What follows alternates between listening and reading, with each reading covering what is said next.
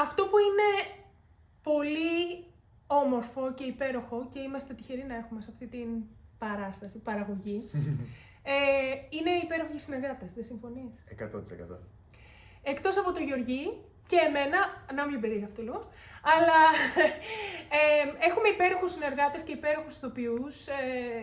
Οι ηθοποιοί είναι διατεθειμένοι, παρότι κάποιοι Αμερικανοί, κάποιοι Ελληνοαμερικανοί, να δουλέψουν με τις φίγουρες του Καραγκιόζη, να εξερευνήσουν τι είναι το ελληνικό θέατρο σκιών, αλλά ταυτόχρονα είναι διατεθειμένοι να εξερευνήσουν τον κόσμο του θεάτρου, τον κόσμο της σκηνοθεσίας, τον κόσμο της παράστασης.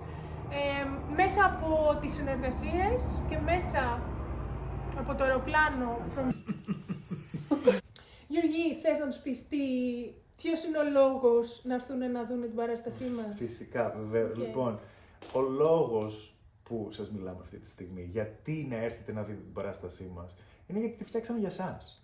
Είναι από τη δική μας την εμπειρία ως Έλληνες και την έχουμε κάνει για να μιλήσει σε εμάς και να μιλήσει για εμάς στον υπόλοιπο κόσμο. Πώς νιώθει κάποιος που ξεζώνεται από τη χώρα του, πώς νιώθει κάποιος που γυρίζει πίσω στη χώρα του μετά από τόσα χρόνια για να βρει πίσω την οικογένειά του, το παρελθόν του. Όλα αυτά τα συναισθήματα θέλουμε να εξερευνήσουμε και εμείς και είμαστε σίγουροι ότι τα έχετε ζήσει κι εσείς σαν Έλληνες της Αμερικής, Ελληνοαμερικάνοι, Αμερικανοί που ζείτε στην Ελλάδα ή και αυτό είναι που μας συνδέει κυρίως με την ελληνική μας κοινότητα.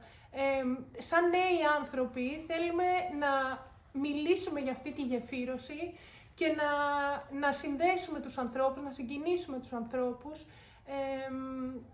σε ένα ταξίδι. Το οποίο είναι έτοιμο να σαλπάρει. Γι' Έτοιμο, αυτό έτοιμο. άλλωστε και σας μιλάμε, ζητάμε τη βοήθειά σας και ανυπομονούμε να μοιραστούμε το τέρας με εσάς. Σας ευχαριστούμε πάρα πολύ. Ευχαριστούμε πάρα πολύ. Φιλιά!